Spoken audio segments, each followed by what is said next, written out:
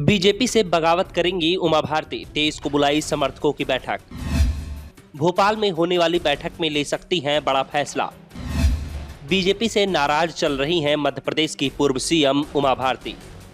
उमा भारती के सब्र का पैमाना अब झलकता दिखाई दे रहा है। मध्य प्रदेश में विधानसभा चुनावों का ऐलान महीने भर के अंदर ही होना है और बीजेपी ने अभी तक चुनाव को लेकर उमा भारती से संपर्क तक नहीं किया है। उन्हें पार्टी की किसी भी परिवर्तन यात्रा में आने का न्योता तक नहीं दिया है और दावा तो यहां तक किया जा रहा है कि 25 सितंबर को भोपाल में होने वाली पीएम मोदी की रैली के लिए उमा भारती को नहीं बुलाया गया है।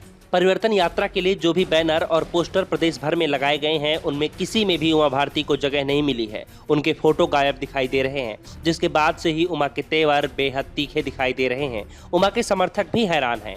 एक और उमा भारती फिर से चुनाव लड़ने की बात कह रही हैं, तो दूसरी ओर पार्टी की ओर से अभी तक कोई भी प्रतिक्रिया नहीं आई है। सवाल उठ रहे हैं कि आखिर क्या बीजेपी ने उमा भारती को किनारे कर दिया है? लेकिन उमा भारती के तेवर बता रहे हैं कि उन्हें किनारे करना आसान भी नहीं है और बीजेपी ने अगर उन्हें किनारे किया तो बीजेपी को प्रदेश में किनारे लगा सकती हैं।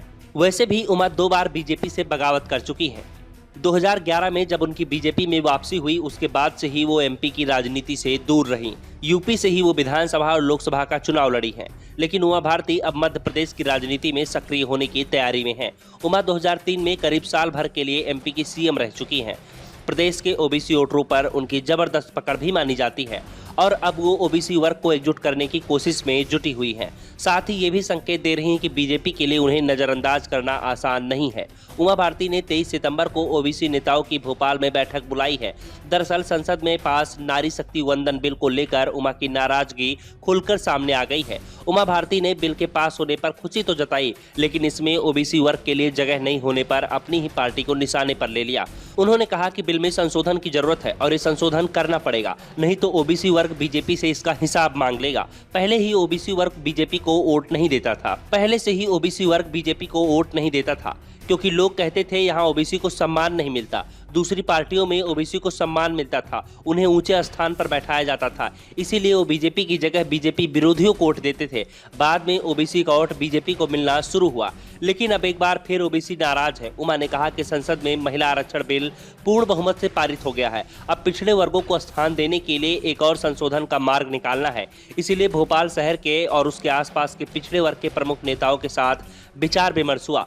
23 सितंबर को एक और बड़ी बैठक बुलाने का फैसला हुआ।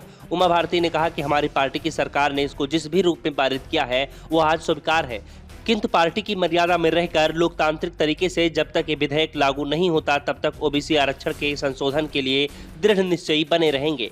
यह आरक्षण संविधान में विशेष संशोधन है, तो देश की 60% आबादी ओबीसी के लिए एक संशोधन और किया जा सकता है।